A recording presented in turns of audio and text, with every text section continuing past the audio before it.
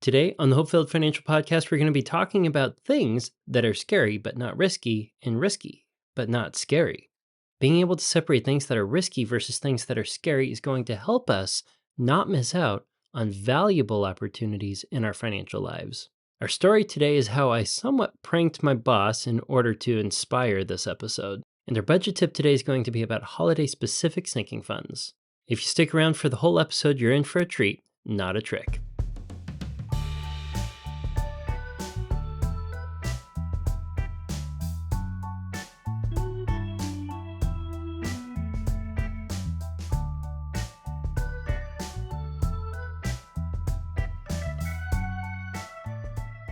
Good morning and welcome to the HopeFilled Financial Podcast.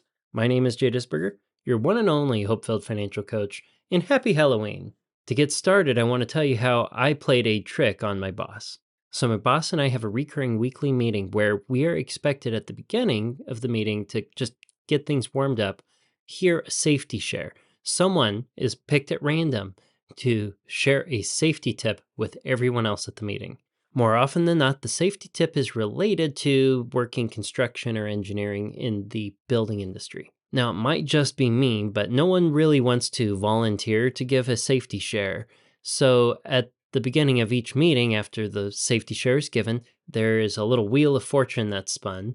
And the person who is lucky enough to win the spinny wheel game gets to do the safety share the following week. Now, my boss and I were not assigned the safety share for the next meeting. However, I decided to, at the end of the meeting, volunteer my boss, knowing I wouldn't be on next week's meeting, to do the safety share, trying to be a little cheeky about it.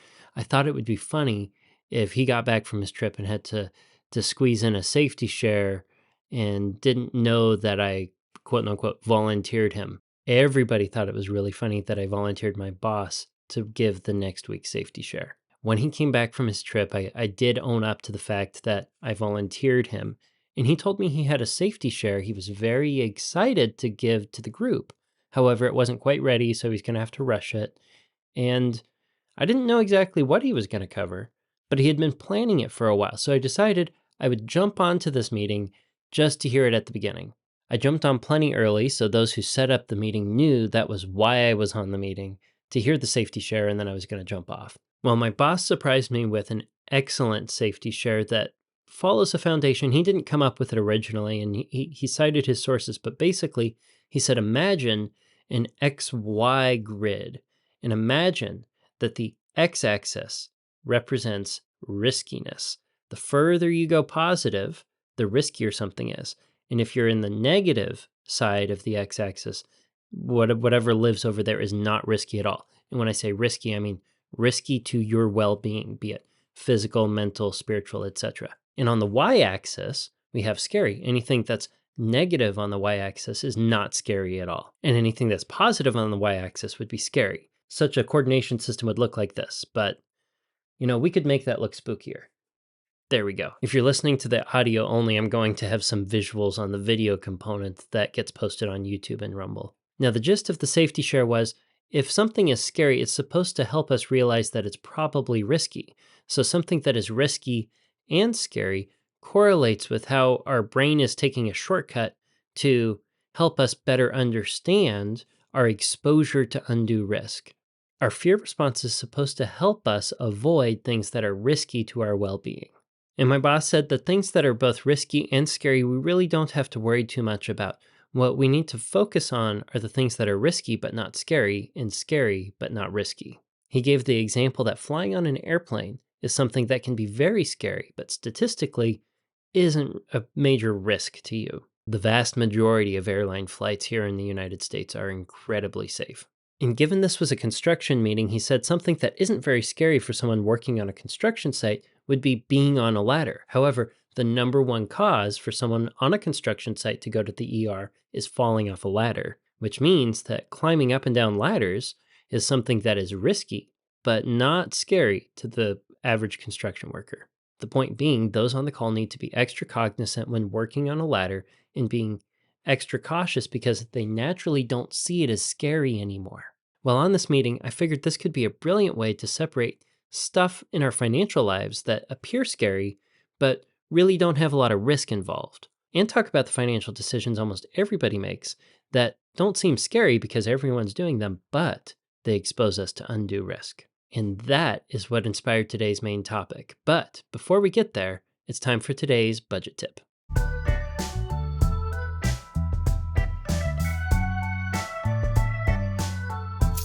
Today's budget tip was inspired by the common misconception that Halloween is the second largest holiday in the United States for consumer spending. It's widely believed that Halloween comes second only to Christmas and other holidays in December. But in all reality, on average, Americans spend more money on Father's Day. And more than Father's Day, we spend more on Easter. And more than Easter, we spend more on Valentine's Day.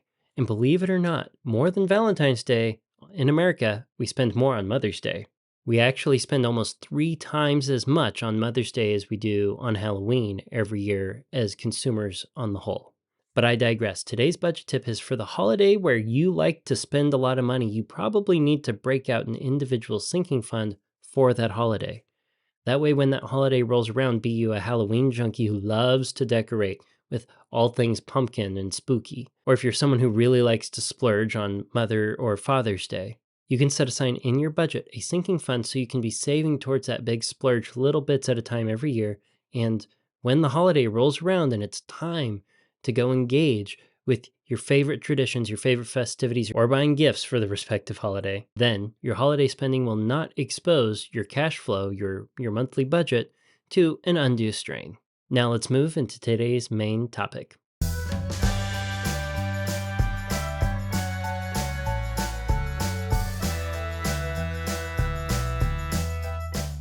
In the story today, we established this coordination system where we are basically graphing riskiness against scariness, or vice versa. I forget which one it is, but risk is going to be the x-axis and scary is the y-axis.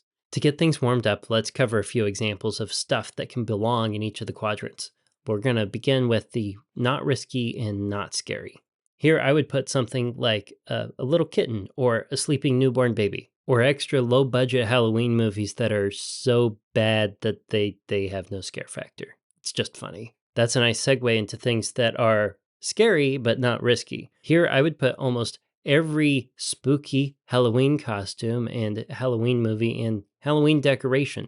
Goodness, Halloween today lives in that quarter of the graph. Really, I think a lot of people find Halloween fun because it's scary without actually exposing any of us to real risk. Halloween appeals to false evidence appearing real fears that are making us feel scared, but aren't really scary. Now let's talk about things that are scary and risky. Here's a funny example. We got another holiday coming up. It could be telling your family members who you voted for over Thanksgiving dinner. But we all know there's that one family member out there who doesn't think that's very scary and is going to tell everybody their opinion politically anyway. Another thing that might be scary and risky would be being at a really extreme height without a rail looking over the edge of a canyon. I think that would be especially true on an extra windy day. I'm a little scared of heights, and that would make my knees weak. Another thing that might fit there could be spiders, the kind of spiders that know that they're very toxic, venomous creatures that could kill you with one bite. Alternatively, I could say snakes, but why does it always have to be snakes? Lastly, there's the quadrant for things that are risky but not scary. Compared to airplanes, I would put cars more or less in this category because we're not very scared to drive cars, but we're putting our well-being at much greater risk by driving than we are flying on an airplane. In the story, this is where climbing up and down ladders on a construction site fit. If you're someone who works with a lot of power tools, maybe working with power tools without safety goggles because, it's, just one cut. You've used the tool all day long. But safety goggles do genuinely protect you from undue risk. Going back to the driving without a seat belt was definitely something that would fit in this category, but I'm personally scared to drive without my seatbelt on. And maybe it's appropriate to put in this category eating an excessive amount of Halloween candy, as that much junk food is probably exposing you to undue risk with your health, but it doesn't seem very scary at first, until you get that stomach ache or need to be taken to the hospital because you went sugar coma.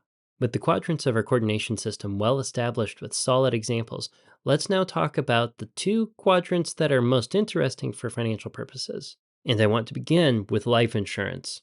Life insurance is something that we don't want to talk about because we find mortality scary, so this is going to be on the top half of the coordination system. We just don't want to address mortality. We don't want to think about it. And we're somewhat reluctant to do so, I think, because there's a little bit that's genuinely scary. However, the purpose of life insurance is to defer undue risk that exists if you don't have it. Unless you're independently wealthy and thus self-insured, if something were to happen to you and you have friends or family who are dependent on you financially, heaven forbid something happening to you exposes them to undue risk. They're going to have to find a way to make ends meet in your absence. So it's definitely riskier to not have life insurance. So while life insurance is something that's scary to talk about or think about, it's not risky at all. In fact, it takes risk away. So it's something that's scary, but not risky. Next, let's talk about investing. Investing involves putting money into the stock market or the bond market or, some sort of investment vehicle that has volatility. It's going up and down in value. You're going to see it jump and drop and jump and drop. It's an emotional roller coaster that looks terrifying. Goodness, I remember early 2020, I think it was March of 2020 when everything dropped by a third. I'm looking at my retirement stuff and I'm like, oh no, my nest egg has plummeted so much. But really, that's all it is. It's just the scare factor. See, scariness is supposed to prevent us from engaging with things that are risky, and it looks risky. But investing is way less risky than an alternative. Let's say you didn't want to invest because it was too scary for you. So instead of investing for your retirement future, you decided that you put all your money in a savings account. All the money that you would otherwise be investing, you put it in a savings account and you scrape together every dime and penny you can for a retirement and you save it away there. Well, even at a savings rate of 30% of your income over the span of 30 years, you're only going to have, 9 years of income saved up for retirement?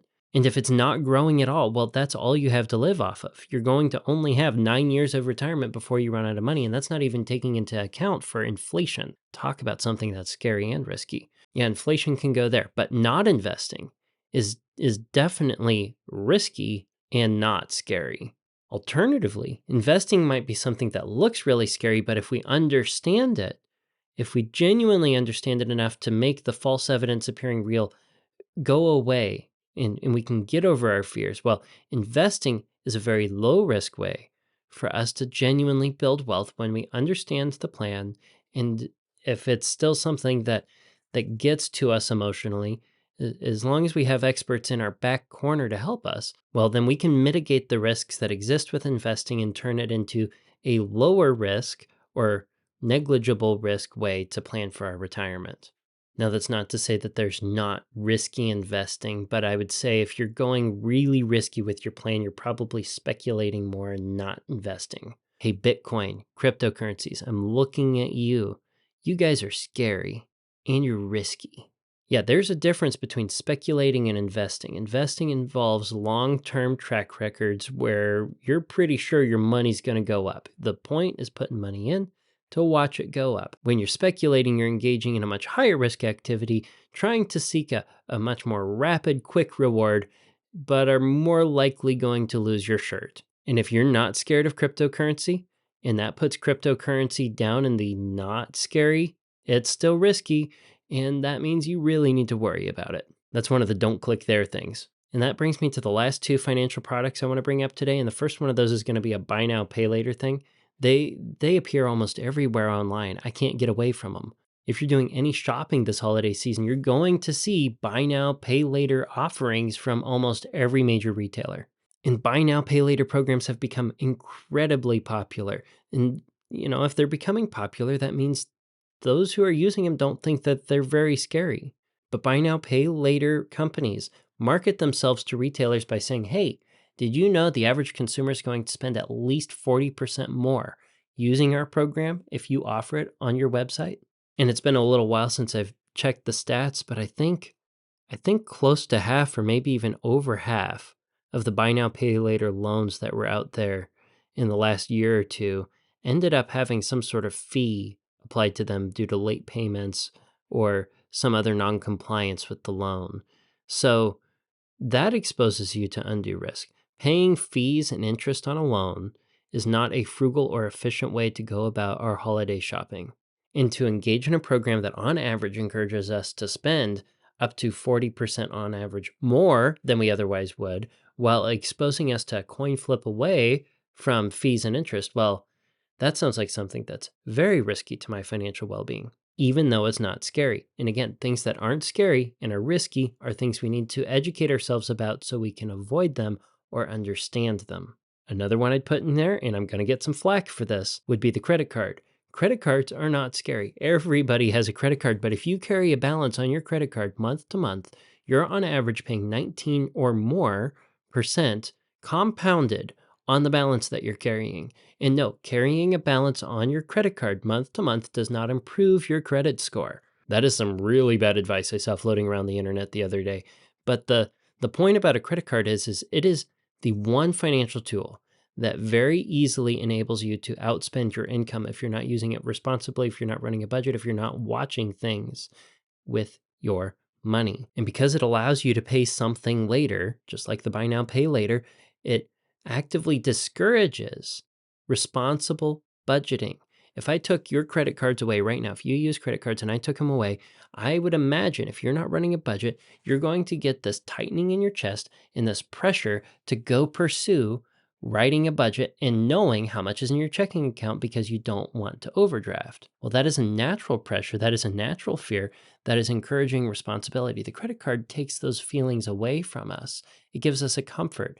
It takes away fear and makes us feel safe and cozy. Meanwhile, it is psychologically encouraging us to spend more, be less responsible on the whole, and when we fall into irresponsibility, it's going to charge us out the ears. Is it possible to use credit cards responsibly and pay them off every month? Sure. I still don't think that it's worth playing with snakes, as the majority of credit card income for the credit card companies comes from interest that they charge their consumers and fees. Those who use credit cards, again, are paying the majority of the income received by the credit card industry through interest and fees. Over 50% of what credit card companies make come from irresponsibility with the credit card.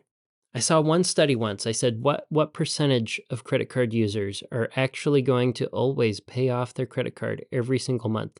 And I think the number got as low as 13% if you give it a wide enough time span looking in the study. That's depressingly low. Here's a shocking fact. You don't need a credit card to survive in this world. Given the risk that they can expose me to and the way that they manipulate my psychology and the way that I relate to money, the way that they discourage me to be responsible. And again, I've experienced it firsthand. I just don't want to deal with credit cards anymore. I know that I could find some benefit by using them responsibly, getting some cash back or travel rewards, but it's just not worth it. After digging into the statistics, I got scared enough to, for me, have credit cards live in the scary and risky category, even though for the majority of us, they do live in that not scary, but risky area.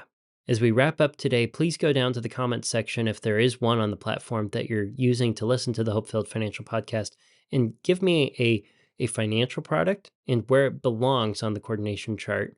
And if you can't think of a financial product or system or something like that, make it something funny. What's another funny example that fits in the risky versus scary coordination system?